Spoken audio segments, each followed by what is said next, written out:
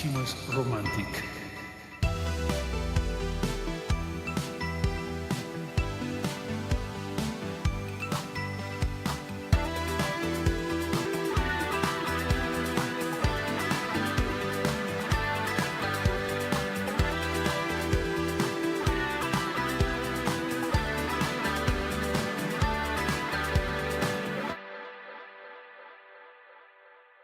Hello and welcome to Olympic Dispatch by Skimo Gold. This is the premier podcast for ski mountaineering interviews and race analysis. We're coming at you today with a fantastic cast for race analysis of Skimo in the Olympics. I'm so pumped to say it. Thanks to many of you for being along with Skimo Gold throughout the Olympics. We've been doing daily episodes.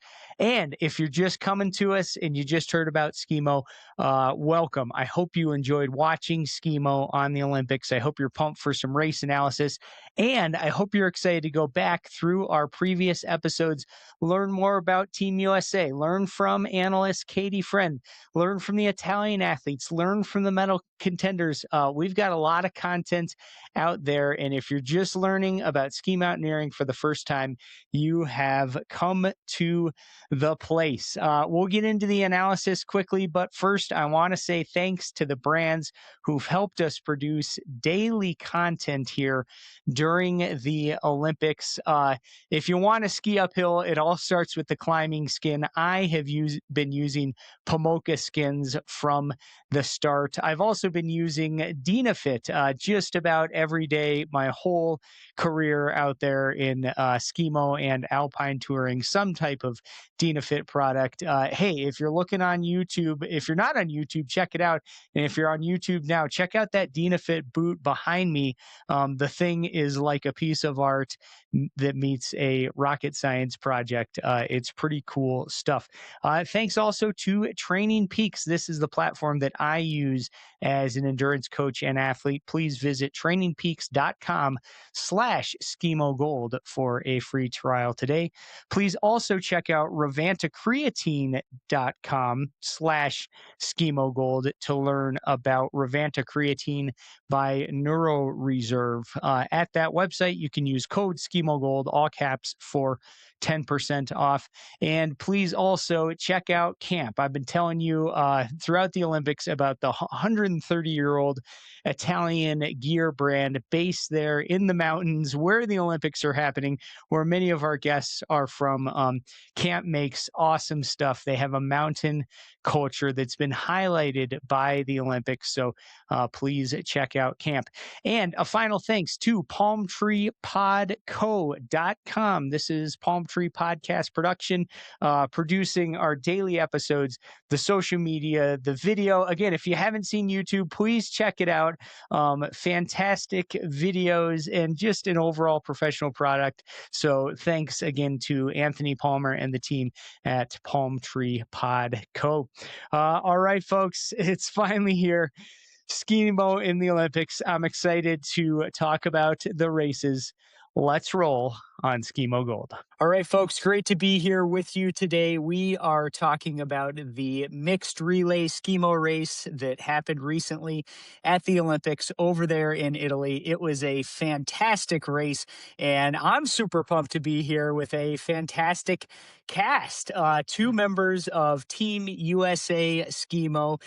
They are hot off the World Cup circuit. They've been racing over there in Europe and also domestically in the United States. Ian Clark and Sarah Burke, welcome to Skimo Gold. Why don't you introduce yourselves to the audience real quick for those who are into Skimo, follow the World Cup. They've seen both of you out there doing really well. Ian, especially in the sprint races, Sarah, especially in the vertical races. But what should we know about you? Sarah first and then Ian.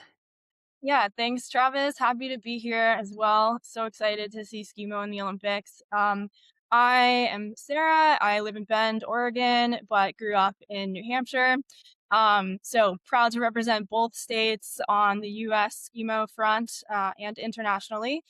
I this season have competed in some verticals on the World Cup, and right now I'm focusing on the vertical and individual for nationals coming up. And I'm Ian. This is my second year on the U.S. Skimo team. Focus on the sprint primarily. I found some good luck in that. I think it goes back to a background of alpine ski racing, where I'm great going downhill, and then just the ability to do well at short efforts from bike racing. I grew up on the East Coast as well. I grew up in Vermont, proud to represent, and now I live in Driggs, Idaho, and get to enjoy the winter wonderland of the Rocky Mountains out here. Well, thank you both for joining us. We sure appreciate your time. Sarah, I'm glad that you mentioned U.S. nationals. Viewers, some of you know Skimo well. Some of you may be seeing Skimo here for the first time via the Olympics. Hey, believe it or not, this is a real sport that happens many places in many different ways, including the national championship coming up here in early March. I think both of you are looking forward to that. And that'll have various disciplines. It'll have the sprint race, kind of like the Olympics, but it'll also have a vertical race and an individual race. We'll talk maybe more about what that means later, but there's lots of different ways to do Skimo beyond just what we've seen in the Olympics. But right now we're here to talk about the Olympics, so let's get into this. My first question to you guys is just, we had the sprint race a couple days ago. Skimo's hitting the headlines. It's on Peacock and NBC and all the highlights. I've got all kinds of friends and family members, texting me and emailing me and sending me articles and headlines. The ESPN headline was, "This is how our grandparents used to walk to school every day." And it had this great photo from the sprint, where a couple of people are taking a dive on those slippery stairs in the sprint race. So people are hearing about it. What have you guys heard? Have you gotten any kind of, I've gotten some funny questions from friends about, what is this a weird sport that you've been doing all these years? Have you guys heard any of this? Yeah, I work in software sales when I'm not out skiing, running, riding, doing anything outside. And there seems to be very little carryover between the software sales world and the Skimo world. But I have in the last week or so been asked some questions that some of them are don't really make sense if you know the sport. But the point is, Skimo is getting into the hands of people who may not have known about it before the Olympics, and that is super exciting. I've also gotten a lot of shout outs or call outs while I'm skiing on the uphill route at Mount Bachelor, or even at Wood. I've gotten people saying Cortina is that way, and I'm really gassed from workout. Just people just yell stuff at you while you're on the uphill route, but now instead of them yelling you're going the wrong way, they're Cortina is that way. So I'd rather have that shift in narrative. It's good publicity. Excellent. Yeah, definitely. And speaking of publicity, it's been really cool to see it not just in the sports world, of sports magazines showcasing it, but to see it on the New York Times and in just random other podcasts that I've listened to. I get a morning podcast I listen to, and they were talking about it, and the feedback seemed like they were non-skiers, people maybe from places that don't have mountains and don't have snow, and they were psyched on watching it. They had such a blast watching it. I think it was the sprint especially was so chaotic that as a viewer, it was very engaging. And so I think that was really good for the sport, because I think for a while, maybe it was kind of seemed as not the true ski mountaineering sport that everyone wanted was the individual. And so if people were kind of worried that it had sterilized the sport, I heard Joe say that earlier, and I'm glad that wasn't the case in this first race. And I think the mixed relay only highlighted that even more. Totally. Well, let's get into that. I think you're right. I mean, the sprint a couple days ago really kicked it off well. Listeners, if you haven't checked out our sprint race analysis, go back and check that out. We had a couple other Skimo legends on there, Coach Joe Howdyshill and Rory Kelly. They were on the ground in Bormio. They had some excellent commentary. And I think you're right, Ian. It was dumping snow. It was dramatic. It was chaotic. And we got another race in the mixed relay that was, very hot and dramatic as well. But let's go to in between those races. I mean, you guys are elite World Cup athletes. What do you think the athletes are up to? They've got a day off. What are they doing? How are they preparing? And furthermore, what are the mindsets? Did you see anyone in the sprint who's maybe out for revenge? What do you think maybe Cam and Anna on Team USA might be thinking? Let's maybe start with Ian. Put yourself in that situation. What's going on there for these athletes? Absolutely. I think the podiums were similar, not to ruin the results, but I feel like that was very much expected. And so I think it just was like a big, like, I mean, for the sprint, the podium was kind of like it was 3 or 4 main ones that were up front. And so I think some people weren't expected to be on the podium positions that they were at. And so I think there was a little bit of revenge coming back for this one. And I think there was also some people that were like maybe just sprint specialists that had focused on that, and then all of a sudden throughout the season got better and better at the mixed relay. And I think that kind of showed a little bit too, as like they started to put more and more focus into doing the longer distance. And the sprint there in Bormio is a little shorter than the typical World Cup one. And I think you can kind of see some of the translations too. That was cool to see. I think maybe the mindset between those two of like, it's kind of nice to get out on the track that day one, because it was the first or second climb of the mixed relay. So it was nice to just get some time on that snow, kind of shake off the nerves. And I think that's a lot of Cam seemed and Anna seemed to be focusing on the mixed relay for the most part. And so that was probably nice for them to just kind of get out there, shake it, go through the motions, go through the typical day-to-day prep that they do before a race, and kind of have not a practice run, but kind of have, a build, if that makes sense. Yeah, you get that one sprint race down, and now you're an Olympian. You've gone through the nerves, and in that next race, you just get to kind of go do your thing. What do you think, Sarah? Did anything come to your mind of what those athletes might be experiencing, before the start? Yeah, the only other thing I would add is like I'm sure, they're just focusing on like what can we do right now to recover, to fuel well, to get in the right mindset for the mixed relay. Um Probably trying to put aside like all the distractions that there might be and just focus on the next. Yeah, I think you're right. I've thought about that a lot these last couple weeks. Like, on the one hand, that, sort of going into monk mode, shutting out the social media, the distractions, those kind of things. That's typically, I think, for most athletes, a good approach. And on the other hand, I think it's also reality. Like, when an athlete is in the Olympics, especially when you've been in, a niche sport like skimo that no one really pays attention to, like, this is a great professional opportunity to engage and grow your platform, lead to, sponsorships, whatever, these kind of things that might be part of an athlete's, long-term career. That's really a balance. And I've even thought about, not that I'll ever be in the Olympics, but I was kind of like, if this was me, I would hire someone else to do social media and just hit it hard in that. And I'd be, whatever, I'd be training and taking naps and drinking good Italian coffee. So anyway, who knows exactly what. We'll probably hear from more Olympians afterwards. But folks, this is Travis Macy. I host the Skimo Gold podcast. I also own Macy Endurance Coaching. And with my coaching, the only platform I've been using for well over a decade is Training Peaks. You can check out trainingpeaks.com/Skimo Gold for a free trial today, whether you're an athlete or a coach or both, like me. With Training Peaks, thorough data and comprehensive communication provide a foundation for person-first, highly tailored coaching. Training Peaks allows all of this to happen seamlessly and efficiently. There's so many great features at Training Peaks. One thing I find myself doing almost every day is accessing an athlete's training log. I then click on a specific workout item. I get a window that pops up with the initial data, sort of an overview. On that overview, I see a smiley face scale telling me how they felt. I also see a very nice RPE scale that goes further into that. I can see the notes that they've given me on what they consumed, how they felt, how they liked the workout, so on and so forth. And then what I really like is I click a button that says Analyze, and I go to a nice page that has a graph that gives me the elevation profile, the heart rate, the cadence, the power. In Skimo, I'm looking at things like VAM and vertical gain per interval and for the entire workout. It's all there in one place. I also love looking at the lower right on that screen and looking at the peaks. What was the peak power for 30 seconds or a minute minute or 5 minutes or an hour?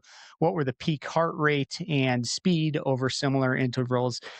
All this stuff I cannot get on a spreadsheet, and I need a platform like Training Peaks that also allows me to communicate with athletes in addition to all that data. So that's just a little bit about it. If you're curious, check out trainingpeaks.com/Skimo Gold.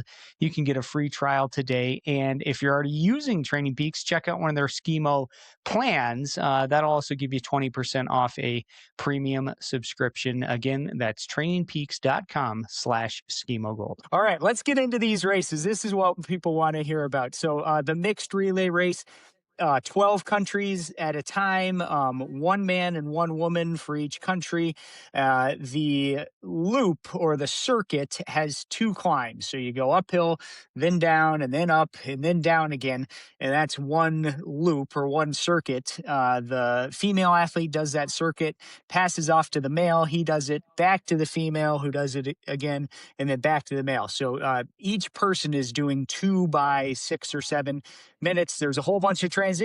There's the boot pack that we saw, on the sprint race, and also the diamonds. It's super dynamic. And let's the gun goes off. And Sarah, why don't you pick us up? What happened on that first female leg? Like, what did you see going on from the start? Yeah, so Emily Harrop of France went out pretty hard from the start. And then there was a pack where it was pretty close. It was hard to say like who would end up in what place. No one was too far from each other on the women's leg, at least for the first like climb and transition of that.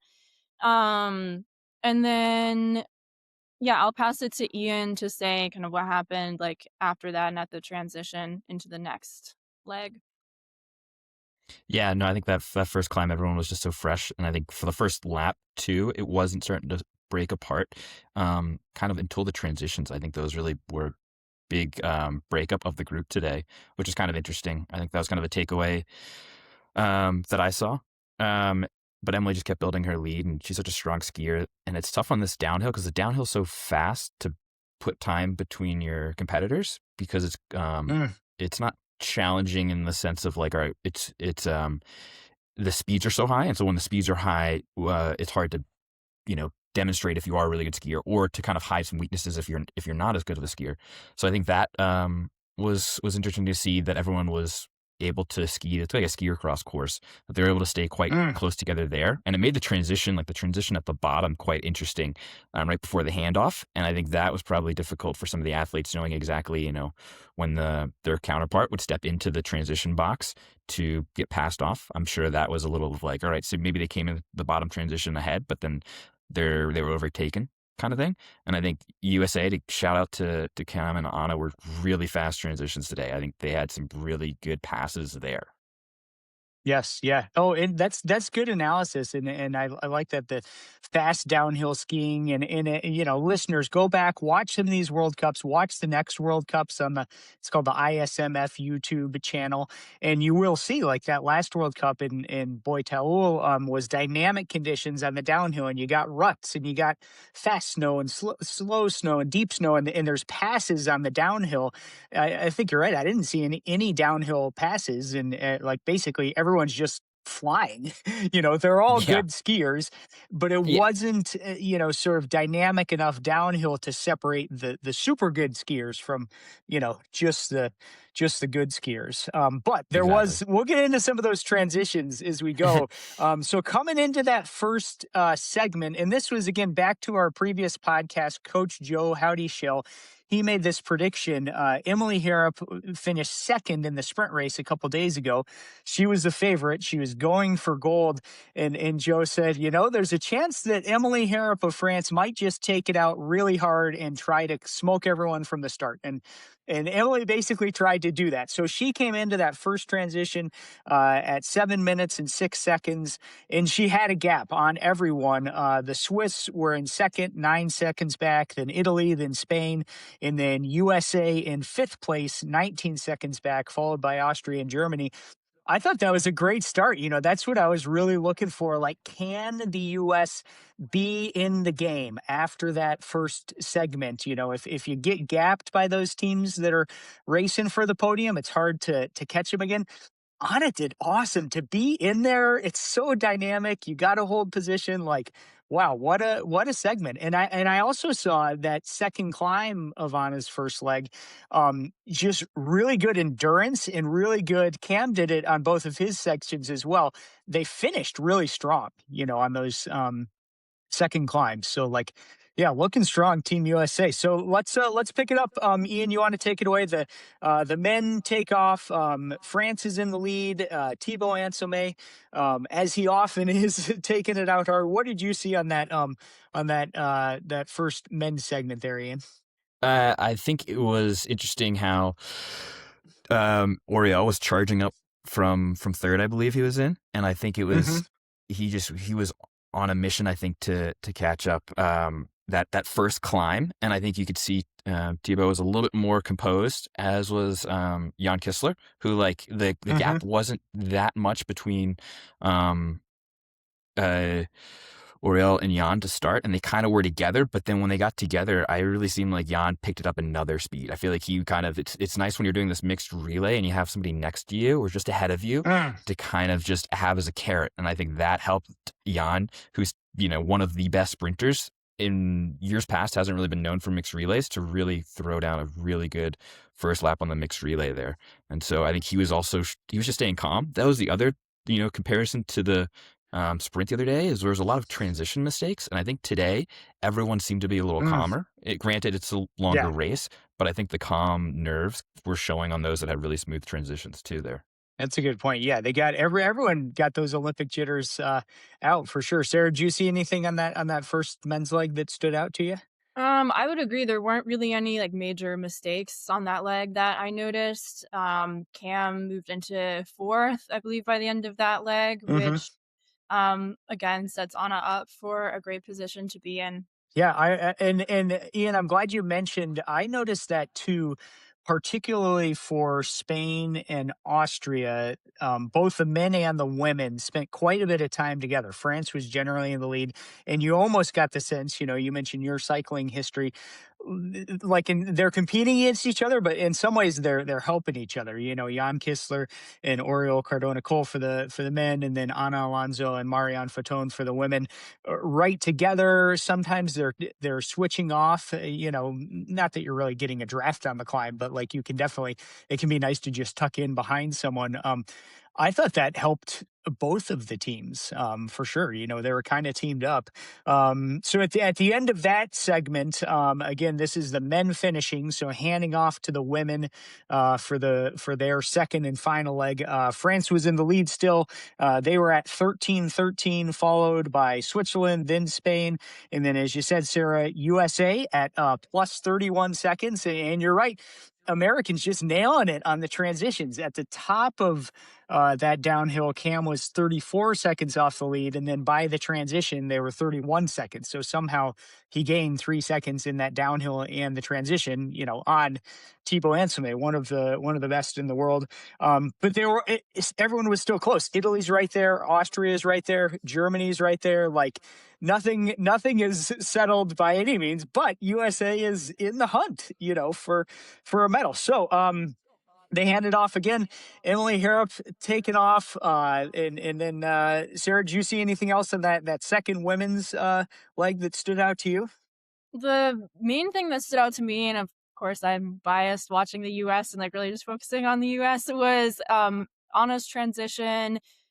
I believe it was into like the last descent where it was her and Alba, and then she transitioned like faster than her and Alba were coming basically into the transition together from the boot pack. She had kind of like dropped her pole a little bit, it looked like, in the boot pack, but that didn't really it didn't make her lose too much time. It didn't seem. She handled that really well.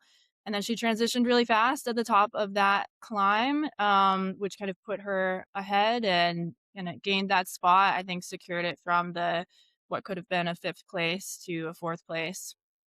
Yeah.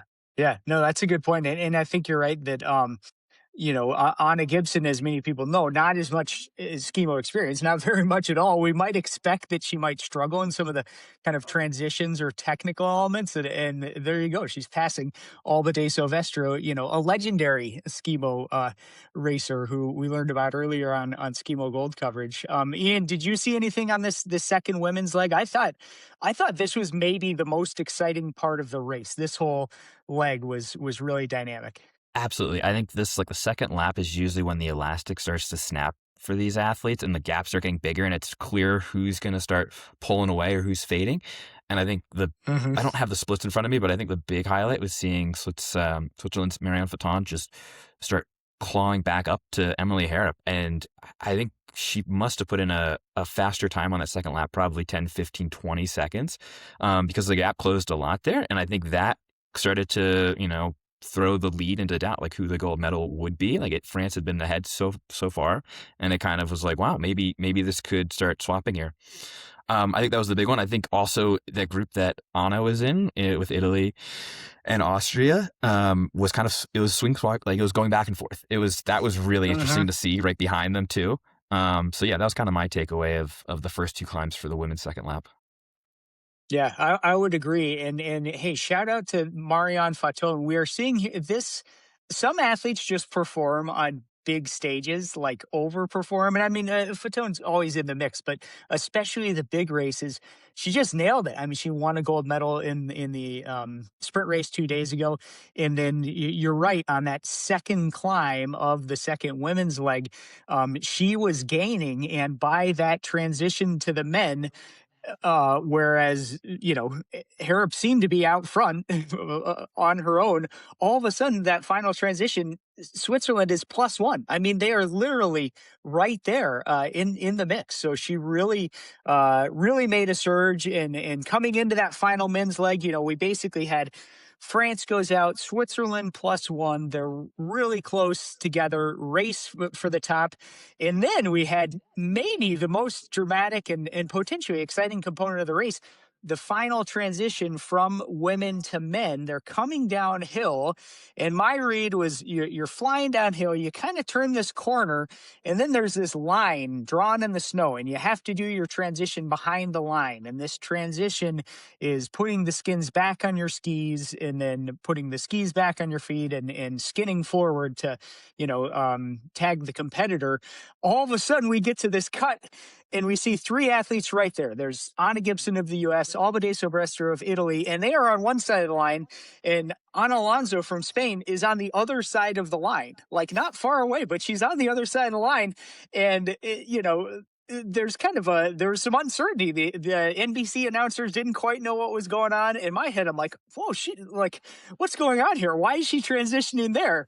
But I wasn't sure, is that the line? I didn't know what was happening. So basically those three teams all come in together, and then we have some uncertainty. Is there a rule infraction by the Spanish team because of where the transition occurred?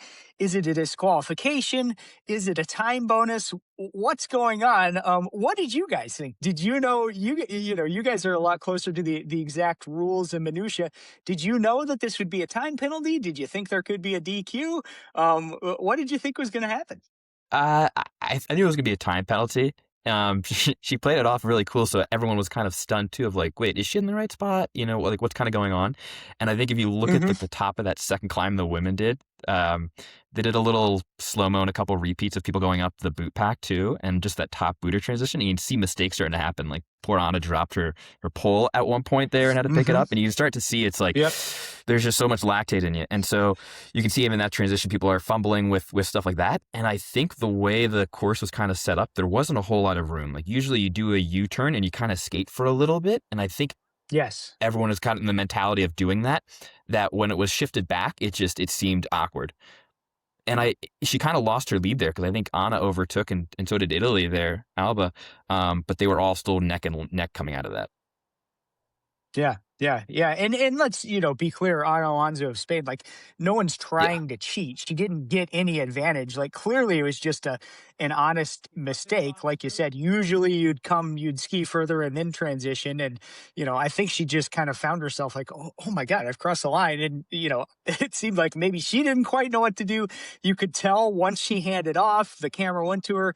I think she felt bad. She didn't know what was going to happen. The announcers on the coverage I saw, they were saying maybe Spain's disqualified, maybe the U.S. is in third. At that point, it seemed like Cam might be racing for bronze. He goes out, he's right there with Italy right behind him. Spain right next to him.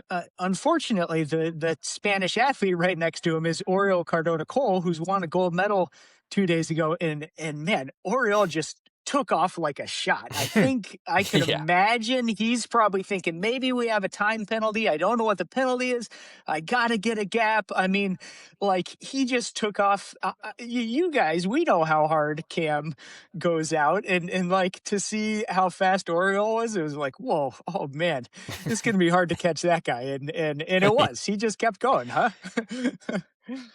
Absolutely, I agree. He started off so fast there and instantly put a big gap on um, the Americans and the Italians behind that, and he just was running up, and you could see the other guys. Even Tebow was walking on the top part of that Hmm. first climb, and Oriel just had a consistent jog. It was just going and going. Yeah, yeah. What do you think, Sarah? Do you see anything on that final section, or as you watched Cam Smith, was he looking good? Was he looking strong as always? Was he looking pumped? Yeah, I mean, I thought he was. I thought he was doing an incredibly good job, but it's always interesting to see, like, from a athlete's perspective, like, the walk versus, like, the jog form Hmm. with Skimo and seeing, like, who might have more in the tank, like, running takes up, like, a bit more energy, so it usually is, like, an indicator of who does have more in the tank. Um, yeah, I don't know, I thought it was incredible to watch, just Cam be in that position and, like, fight as hard as he did. Yep. Yeah, and then back to the front, as we said at the start of that final leg, Thibaut Anselme of France is just, a second ahead of Jan Kissler of Switzerland. It kind of looked like Jan might catch him, but they both went out pretty hard as well, and sort of they were both super smooth. All the transitions were sound. The conditions were less dynamic than they were a couple days ago, which I think made the transition smoother. And then by the top of that final climb, we basically see Thibaut has come out of the transition just as Jan's getting in, and he's able to give it a little fist pump even before he comes down. Must have been pretty pumped. Absolutely. And I think also the mindset of if you feel like you're chasing or if you're being chased. I think that was the tough Mm, part for yep. Jan versus Oriel. Oriel was like chasing and he kind of felt like he was gaining. And I think Jan probably felt a little bit of the opposite. He kind of feels like, Mm, he's trying to hold off while also chase down Thibaut. But I feel like that plays into, what works better for you as an athlete. And it helps to train. I feel like both of that of like train, kind of starting behind somebody and trying to chase up to them and mm. trained, kind of the opposite too. We've done a little bit of that on the team, and that makes it quite fun, especially going into transition box when there is that Mm. pressure. Yeah. Oh, that's a great point. That's I think we all being the chasers usually more fun and motivating. I can only imagine Jan Kissler knowing Oriol Cardona Cole is coming. Like that's not who you want chasing you down. but but Yeah, these men and women, they're all world class and they know what to do. So yeah, yeah. anyway, I mean that brings us to the bottom. One final descent, the downhills again, they were fast, they were smooth, they were pretty straightforward. How did you guys like at the very finish? Usually at the end of the race, the male athlete comes down and then has to kind of turn the corner and do a final transition where they take the skis off, put the skins back on the ski, put the skis on, and then, skin to the finish line. That can be dynamic. We saw in a World Cup earlier this year, Cam's ski fell off on that final section, so stuff can happen. This race, they kind of made it more, they kept like the Alpine style, just come flying down that hill. To the finish line into the stands, which by the way, the crowd just going wild the whole race, the whole whatever 26 to 30 minutes, the crowd was pumped. How did you, Sarah, how did you like that finish line? Did you like that just skiing down full speed? I did. I think it makes for a more aesthetic finish, like for the viewers. And I've never done a sprint myself, but I can imagine not having to do another transition under pressure at the last second of the race. Like that's such a relief. You get to like maybe even enjoy like that ski a little bit Yeah. more coming down into the finish. So I thought it was a good format to have. Yeah, I agreed. I thought I that was a good call. It Go ahead. What did you think, Ian? I was going to agree too. I think there's already so many transitions that it becomes quite clear who's good at it. I think they should alternate who the second lap is done by, because then it's more work for the male or for the female. So they have to do an extra transition and run back up. So I think it'd be exciting if they would alternate. I guess not in that year, but every other Olympics or even in like the World Cups to Mhm. alternate every other mixed relay who has to do that. To keep it fair for both genders. Yeah, interesting. That's a question I had for both of you, and let's talk about it right now. Then we'll get to the results. But um, who has more pressure on them? Is it the female athletes who start, or is it the male athletes who finish at the end? Either of you have thoughts on that? My thoughts, I think it's about even, and like my experience comes from doing like relay races and track in college, and I Hmm. always, if you're leading off or at the end, it like there different dynamics can play out on the first leg, so can they on the last leg. Like I think it's about even, especially when the competitors are all like fairly close to each other, like as they were at least for like in like the main pack of this race. I see What do that. you think, I Ian? don't do many. I don't do many relays, but I also think it's maybe tough because the females are starting off all together, so it's quite apparent the gaps that are formed. And I think maybe as a Hmm. male competitor, it's like a little bit more variable, and so it's not as easy to tell where you are in your group and how you're doing. And so I think that would be another interesting way of like if they were to mix the men start off kind of thing. I think it also goes along of like, all right, what if you have a really strong female that's racing and she gets a big lead? I think that's very helpful too. So I think there's, or vice versa, I think it's, you want your Hmm. strongest person usually in the anchor. So like if you have, like Spain has the anchor of Oriel who's so strong that he can kind of pick back up. Like I feel like that could go both ways. Yeah, interesting. I think there's a lot of pressure on whoever goes first. In this case, the women, just because it's so dynamic at the start, finding the position. I remember one of the World Cups last year. I think it was maybe Jessie Young on Team USA.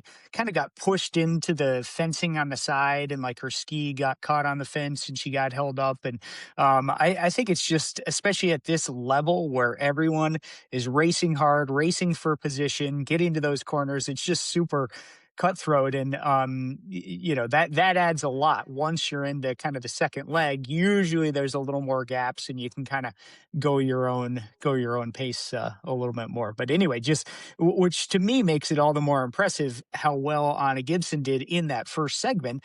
Having this is basically what her third race in this discipline at this level, to be right in there, with the top women in the world.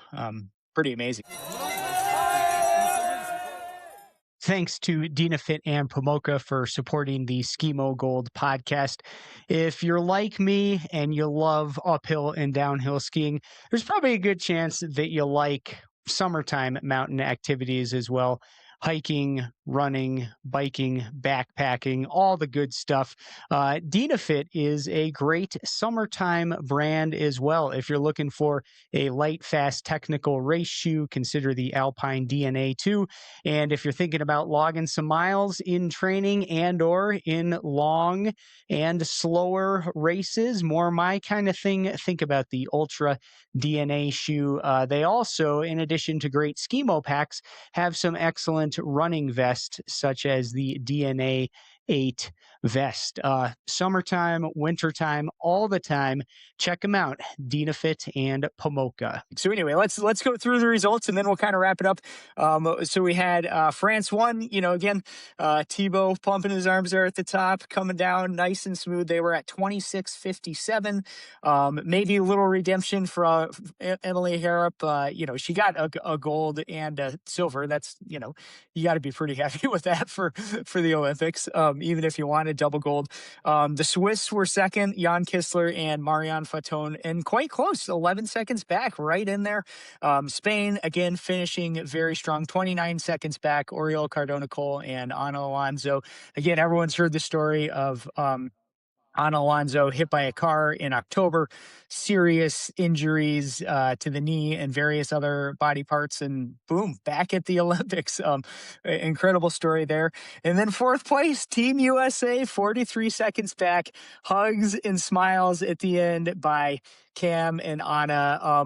We've really kind of highlighted they seem to be driven by joy and excellence and connection. And I see that coming across in the way that they carry themselves. And that's just, you guys know them well. I think that's just who they are. And it's cool to see that coming out on the slopes. And then briefly, Italy, fifth, pretty close there. Austria as well was in sixth, seventh, Germany, eighth, China, ninth, Poland, 10th, Norway, 11th, Slovakia, and 12th, Australia. Congrats to all the teams. Everyone finished, no injuries, no huge incidents. It was awesome. What do you think, Sarah? Your reactions on this event and sort of the place of Skimo here having completed its first Olympic foray? Yeah, I think it was a huge success. And like we said earlier, it's getting a lot of great publicity. People are talking about it in a lot of positive ways. It'll be interesting to see how this impacts Skimo events in the US and internationally moving forward, and how it impacts like the next round of Olympics.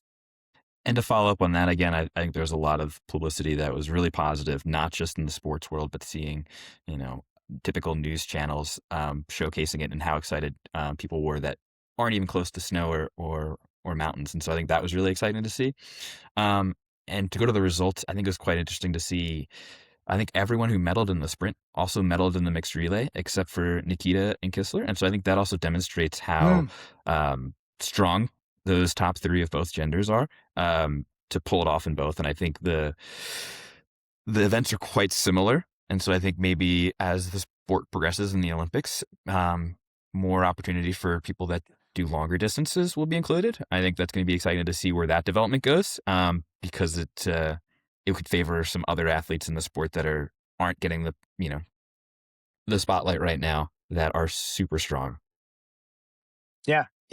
That'll be interesting to follow. I mean, fingers crossed. France 2030 sounds like there's probably a decent shot that we will again have Skimo in the Olympics, the sprint and the mixed relay, and then hopefully as well the individual race. Which, for those who aren't familiar, this is kind of the more traditional format. Imagine your sort of cross country mountain bike race or something like that, where at 90 minutes out there over hill and dale, big climbs, couloirs, ridge lines, technical descents. I'm imagining drones and just big wall type skiing. This stuff is awesome, and I think it'll be cool to see. A lot of these athletes we've seen in the Olympics here, they could be back for that. We could also have, superstars like Remy Bonnet or Axel Gachet-Boré from France, very dominant athletes. They could be in there, who knows? Ian Clark, Sarah Burke, other Americans, something to chase in 4 years. It'll be cool to see. I'll share a couple back to that idea of, just Skimo making the general news. I just did a quick Google on Skimo Olympics. Yahoo Sports had a headline, quote, "Skimo makes no sense and it's sort of awesome." I mean, it makes sense to me, like it makes sense to you guys, but I do think it's awesome too. And then you had mentioned, Ian, New York Times. I think this was today or yesterday. The headline was "Cam Smith was just a guy. Now U.S. ski mountaineering's evangelist is among the best." Pretty cool article about Cam. Yeah. It was in USA Today, ESPN. One of the top things was Reddit. I don't know if you guys ever look at Reddit, but I don't. Be careful in Reddit. Folks, on any topic, but there you can go down rabbit holes about, is this the best kind of Skimo, or what should it be like, all that kind of stuff. So anyway, it's anywhere and everywhere. Let me ask you guys as we wrap up, what should people know who now they've seen Skimo in the Olympics? What should they know about other places to find Skimo, whether it's domestically, internationally, the grand course races. Sarah, what do you want people to know about this cool sport? I would say two things. And the first, I can see this coming back with people having differing opinions, but I would say light and fast is a great way to go. And so people who are, there's this like difference between backcountry skiing and skimo. And I think on the like more marketing side of sports, which is obviously important with Olympic filming, we'll see hopefully more people moving over to like the light and fast and seeing that like, oh, you can move up a mountain without it being like a complete slog on heavy gear and cover more ground. So I think I'm thinking from marketing side that might be where it's going when people are at least like looking at skimo and wondering, oh, what is this and what kind of gear are they on? So that's one side of the things. And then the other thing is that there are so many exciting grand course races like in Europe, some in the US, but a lot are in Europe where you're really skiing like some pretty insane like technical lines and long climbs, long descents, boot packs, like things that are sometimes I don't think even like legal in the US. Mhm. Like for sumo races for like liability reasons. Uh those type of things happen in Europe. The courses are just way exciting. So I would just encourage people to like once they know about skimo to expand their knowledge of it beyond the mixed relay and the sprints and understand like the origins of the sport are like really based in like long distance mountain movement, and that still is like very prominent and very true today. So I think the Olympics helped like raise the understanding of skimo, but there's so much more than like what was shown just in this Olympic setting. Absolutely. And to echo that, I compare it to, if you look at alpine skiing, I love just, skiing and carving groomers, but I also love skiing gates. And I think, you can look at the skimo sprint and the mixed relay and see these people out of breath, and they're also the ones that have a VO2 max of 99. And you don't have to be doing that. You can go out and just experience going up your local mountain. And I love how there's Tuesday night races. I just did one this past week where you just do 3 laps, and you don't have to do 3 laps. You can do 1 lap. You go at your own pace, however you want to go. But it's a fun social thing too, and I think that's kind of, I hope, something that'll help the U.S. sport of skimo grow, is how fun it is to be out there with people, because kind of like on alpine side, you sit on a chairlift, maybe with a stranger or with a friend, and you get a conversation going. Same can happen with hiking up a mountain before or after work too. And so I think that's a fun way to just go try the sport out. And light definitely helps. I think if you don't get the light stuff, it's okay though. You'll still have fun. Yeah. All righty. I couldn't agree more with all of that. And yeah, listeners, if you're new to skimo or you're thinking about skiing uphill, just get out there and try it. So many different ways to do it. So many ways to learn about and follow the sport at various levels. Go back to previous episodes of Skimo Gold. We've got episodes specifically about key events out there and how to get into the sport and the gear and everything else.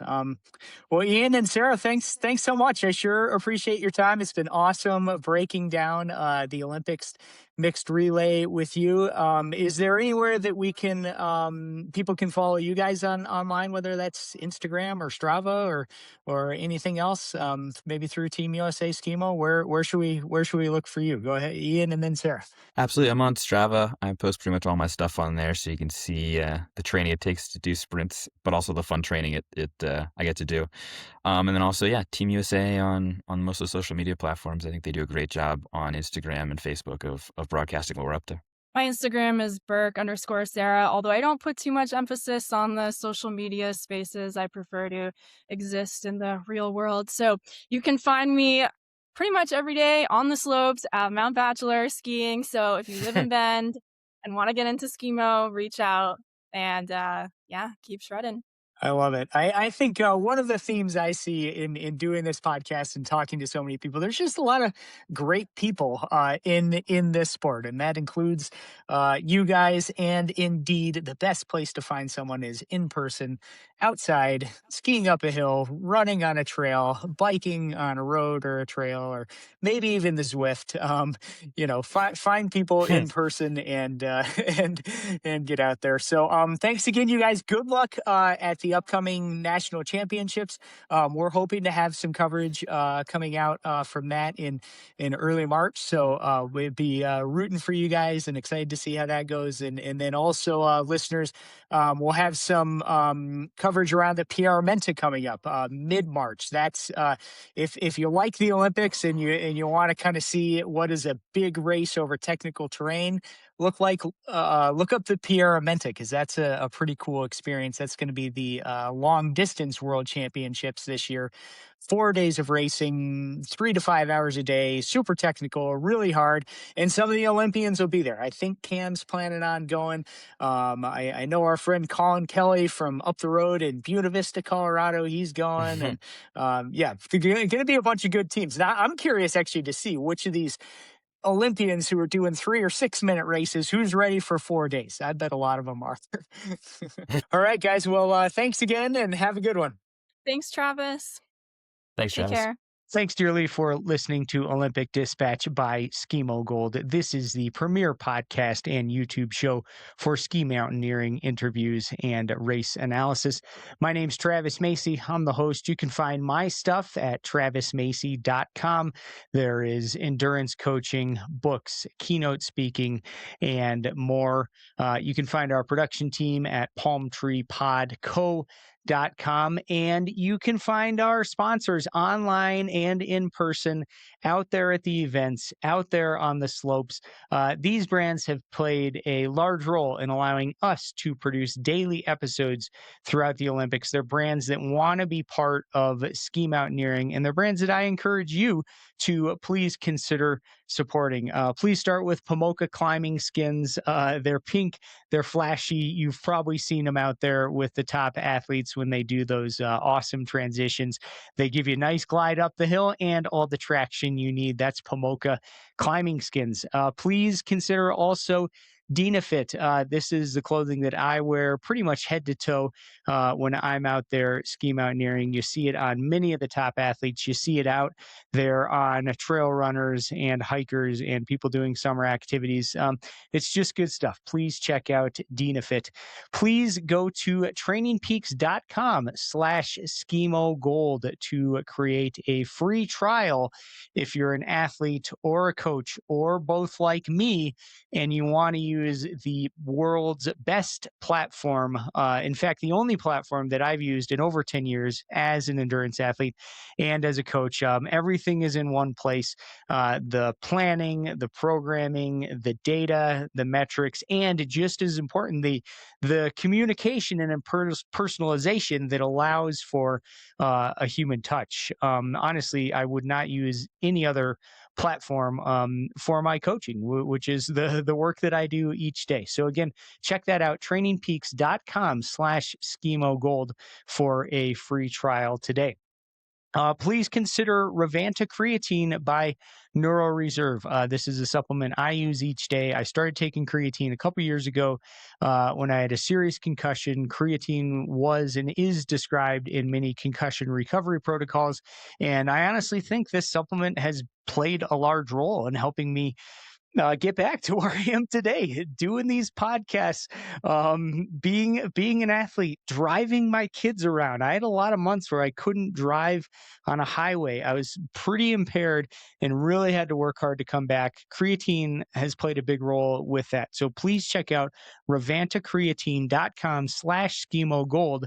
Put in Skimo Gold, one word, all caps, for a 10% discount. And Finally, big thanks to Camp for supporting the Skimo Gold podcast. I started using Camp helmets, packs, gloves, and more when I got into Skimo more than 15 years ago. I had already been using the products for adventure racing, especially the climbing and rope sections, and I keep using the stuff. We love Camp because they are racers, adventurers, and mountain people who just get it when it comes to sports like Skimo. So thanks, Camp, and please check them out. Hey, audience, thanks to you. Thanks for being part of Skimo Gold. Thank you for liking these episodes, for subscribing, for giving us comments, for sharing them. If you've been in Skimo for a long time, like I have, hey, awesome. We finally got these races in the Olympics. I hope that you're stoked. I hope that you've liked the content. And I keep saying this, if you're new to Skimo, if you just heard about it via the Olympics, welcome. What a cool niche sport. It's something to follow, something you can watch online with the ISMF YouTube channel. It's something you can learn about via all of our episodes. Go back, look through the catalog on audio or on video. I promise you're going to find some really high quality stuff. You can become a better athlete. You can become a better person. You can learn about mindset. You can learn about training and nutrition and gear. These are all things that we've gotten into deeply at Skimo Gold. And hey, now the content is out there. So go back and check it out. We would honestly be honored to have you along. So thanks for joining us. And there's more coming at you. We're going to take a little break here over the next week or so, early February, but we'll be back in March. Plan for March and April is 1 to 2 episodes per week. That's going to be a mix of interviews and race analysis. A lot of the race analysis, we're coming at you with Katie Friend. You know her from previous episodes and her ISMF commentary. Katie is awesome. I love working with her. Excited to bring you some more of those. And we've got some great interviews lined up. That first one, March 3rd, Max King. You probably know Max, one of the most dynamic runners, I might say ever, at least over the last couple decades, a guy who continues in his mid 40s to perform at the highest level on the roads, on the cross country course, in the mountains, and on skis. Max is really good at Skimo too. So excited to bring you that episode on March 3rd. I've also recorded an interview with Joe D'Amore, previous winner of not only the Power 4, but also the Vertical K running world championship, amongst many more. Super pumped to bring you that episode with Joe, and we'll just be coming at you more and more. Hopefully, get our Team USA Olympians back on the podcast as soon as possible. Get to hear about their experience, and I'm just excited for more. So thanks for being part of the team. I think life is a team sport, and by listening to this podcast, you're part of the team. So welcome. All right, folks, that's probably about enough for me. Thanks as always. We will catch you next time on Skimo Gold.